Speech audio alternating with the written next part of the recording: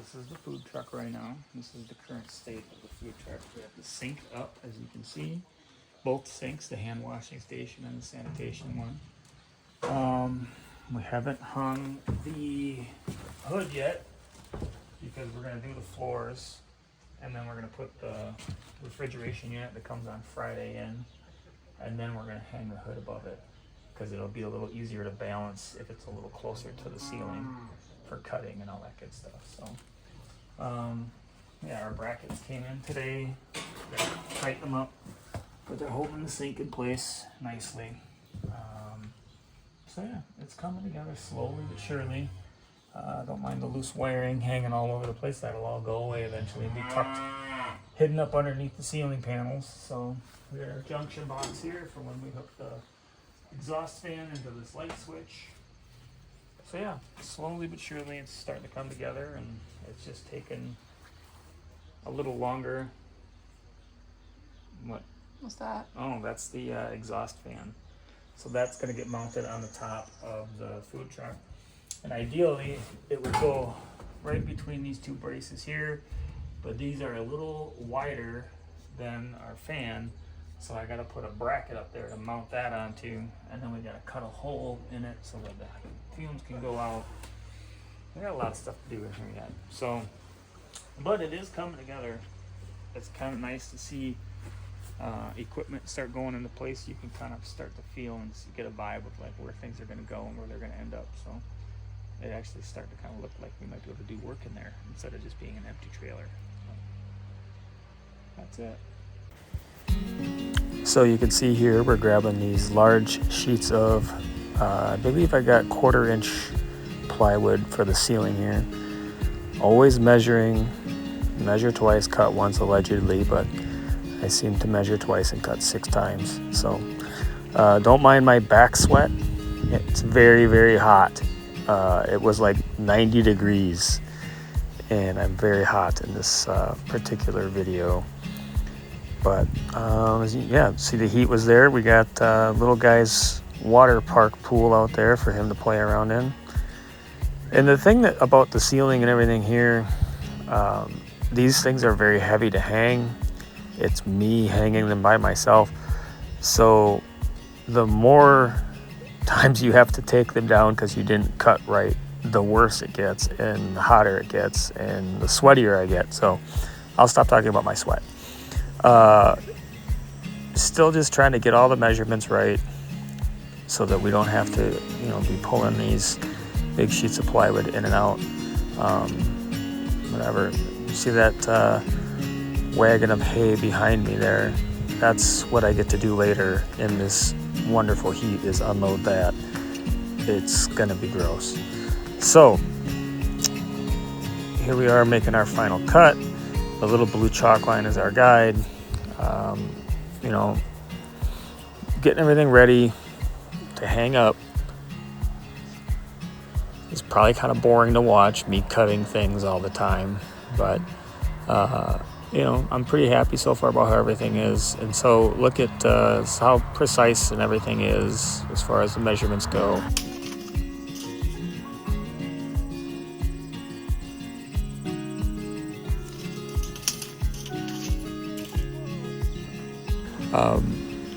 Tried cutting it into smaller pieces and hanging it up so it wasn't such a bear, but it just led to more inconsistencies in the ceiling and all that good stuff. So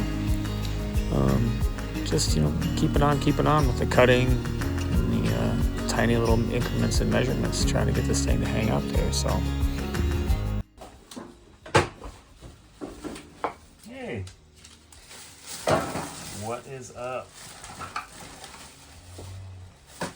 So if you want an update on the food truck, we got the floors all in. It looks it's dusty, but it looks very nice. These Vivor tiles, these work tiles, are really nice to use. They're very easy to work with, and they're very non-slip. So it's going to work out really well. So the next thing, we're going to try to cobble our plumbing together. I want to get the drains set. I want to get these the drainage tank set, and then we're going to be running some PEX tubing to the pump and then into the water heater. I got to mount the pump yet underneath there. Yeah, so that's kind of what's up around here. So the whole tour of the place really isn't all that great. These are the sinks. So we've still got this. It's kind of in a holding pattern right now. The next thing that we have to do is we have to cut a 17-inch hole, or 15-inch hole, I'm sorry, here, for this, and then our roof curb to go up through. And the roof curb will go here, and then it'll get welded onto the hood here, and then this will connect to the roof curb up top, so any water won't be able to get down into the truck. And then we'll seal all that. We'll run our wire down, that we got this all wired up. Whoop, whoop, whoop, whoop. So we're gonna run our wire down into this junction box here. And that'll be attached to a light switch over there, which will turn all the lights and the exhaust hood on in the truck. So, when we flip it on. The ceiling is gonna be next. It is gonna be upcoming as well. We wanna get this in place before we finish the ceiling, so that we know exactly where we have to cut the next few pieces that go up and stuff like that. Yeah, that's our new refrigeration unit down there. I haven't taken the plastic off of it because I'm afraid to get it dirty. It's sitting low to the ground because we have some legs coming for it, so that we can actually screw the legs in the bottom, and then we will bolt the legs to the floor of the food truck so it's not going all over the place. And on top of here is where we're going to have our griddle station for making the smash burgers, and we'll have our fryer sitting next to it. And this is a 5-foot hood, and the reason we got the 5-foot hood is we have to have at least 6 inches on each end of the hood over our cooking space. So technically gives us about 48 inches of cooking space, which with our fryer and our griddle, we should be well within that. So, but yeah, that's kind of the grand tour of everything. And then we're gonna probably fill this other front end of the trailer here with other things. You know, probably put like a nice refrigeration unit over here or something. We gotta get some storage and some storage shelves in here that match the aesthetic of everything. We're gonna try to figure out what we're gonna put on our behind our cook table there, our cook station there for things. We gotta get a POS system in here for if we do decide to ever work like a festival or something, we can make sales, that all that money then goes back into the nonprofit. So we have a lot of stuff to do yet in a very short amount of time. So we'll get there. And a lot of it's little touch-up stuff too. But this thing is always like something new always pops up that we didn't know we had to do. So, and then of course inspection time. I have to submit a plan to the state. I don't know, the food licensing people for retail food establishments, stuff like that. And then we have to get the fire hood system. We have to get an extinguishing system for over the hood. That has to go in. That has to get inspected by the fire department.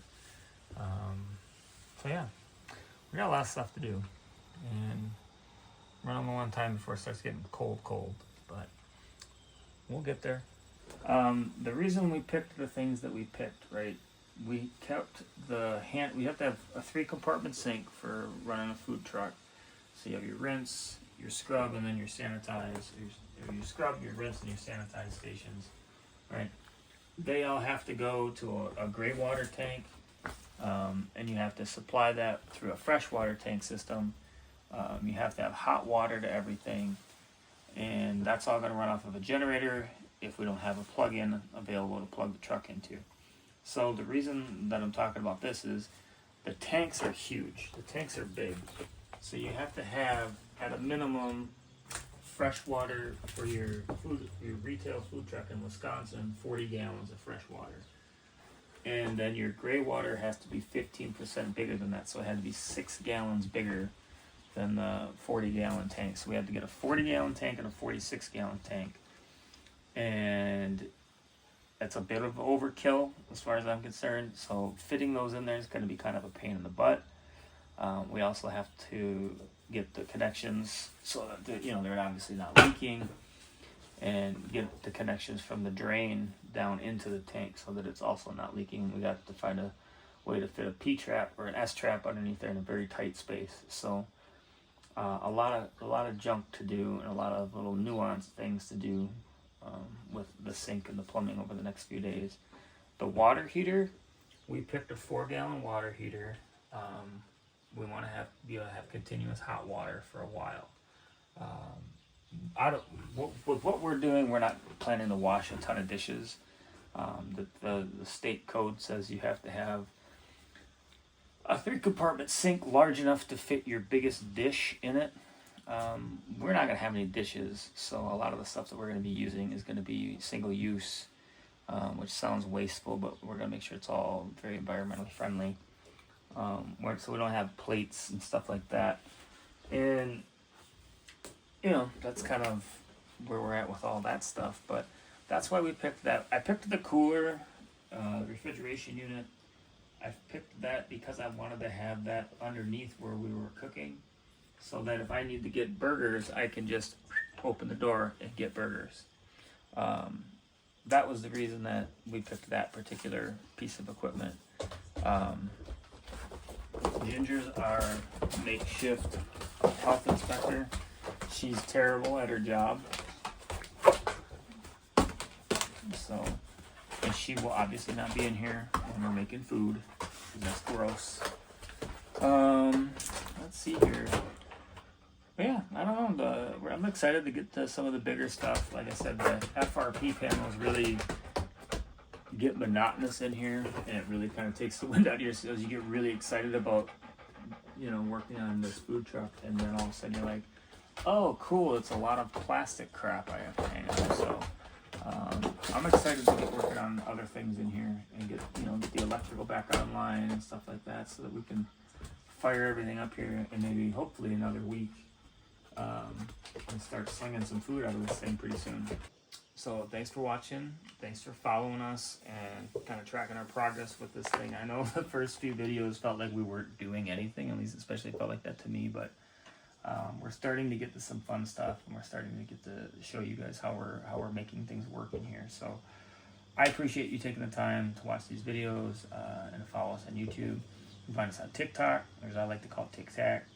You can find us on Instagram. Some of the similar content about the food truck, but you can also find more about our nonprofit there. A lot more content on both of those platforms if you're looking for more information. And if you want to help us out with the food truck, because all this stuff is to help feed people. This isn't for us to make money. If you want to help us out and help us feed more people, you can go to our website, make a donation at cccattleco.org, or you can head to givebutter.com, search for CC Cattle Co. and our food truck operation there, and we have a nonprofit giving page set up there where everything that we make there goes right into the food truck. And we're almost at the point now where we're going to start pulling money out of that, because that's going to go towards our fire suppression system, which is going to be about $2,000 or $3,000. So everything else has come out of our bank account.